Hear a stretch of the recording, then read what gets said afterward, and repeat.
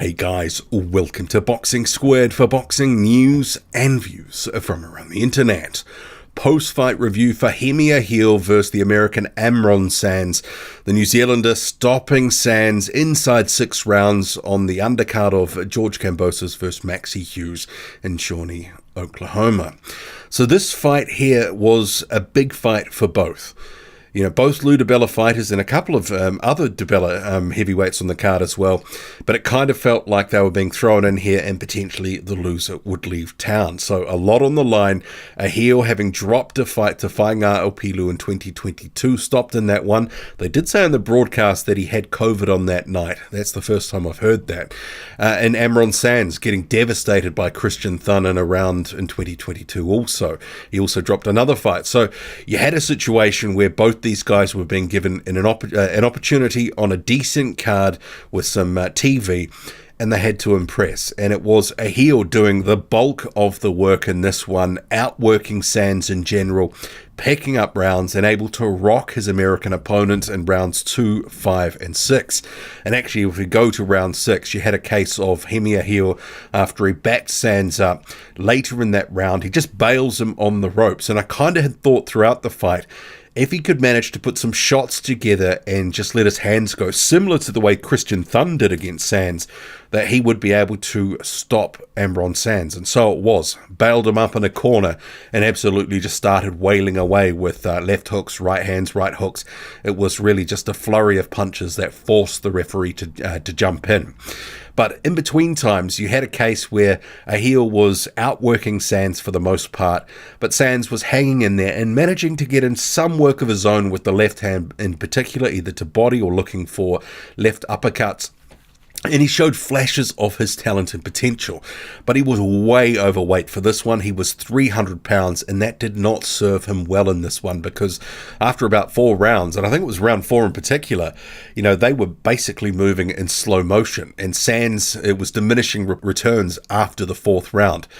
And Hemi Ahio, I think, being close to 250 pounds didn't suit him as well. Remembering he's like 6 foot, if that, and he was close to 250, and I think that was catching up with him at times, but obviously against a much taller and heavier set opponent, the extra weight, you know, there was a sort of method to the madness with that. But Ahio, in my view, has always looked better when he's in the 230s, which he seems far more comfortable, quicker hands, and able to land more shots and put combinations together. But he had the more telling shots which were landing, and ultimately Sands got worn down and taken out. So a deserved victory to Hemi Ahio, who moves to 21-1. And the question is, well, where next? What next? He dropped that fight to Whainga Opilu in 2022. Is there, you know, potential for a rematch? You have to ask the question. I wouldn't mind seeing that again. It was, in some people's minds, a bit of an iffy stoppage. That Ahio didn't necessarily look that hurt, but he wasn't throwing punches back, and the referee jumped in. It was a case of volume, and the referee thought he had no option but to jump in.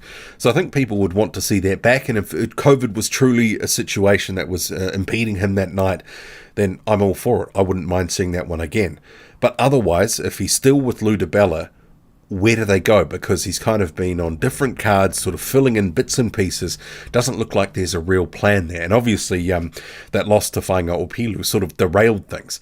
But I think it's clear from what we've seen so far that there is a ceiling, and that ceiling might be around top 25 to top 30. I think just with the lack of reach, and I think also if the stamina is becoming a problem, if, you know, later in fights, as it looked to be a little bit in the Pilu fight as well, you have to question, well, what are they going to do with him on the matchmaking front? It's all well and good against a guy like Amron Sands, who was basically gassed after 4, but against other guys who've got better conditioning and cardio, they're going to make Hemi Ahio pay, as you could say that Whainga Opilu ultimately did. So it's a question about what next and where next for Hemi Ahio. At the moment, he's currently rated on BoxRec at, well, this was pre-Sands fight, at about 102, but he's better than that. He's at least at top 40 to top 60, and I think his ceiling's a little bit higher than that as well. For Amron Sands, well, he's had a few different losses in the past 2 years, and you'd have to question if Ludabella, if he's going to keep him on, and if so, what can he actually do with him?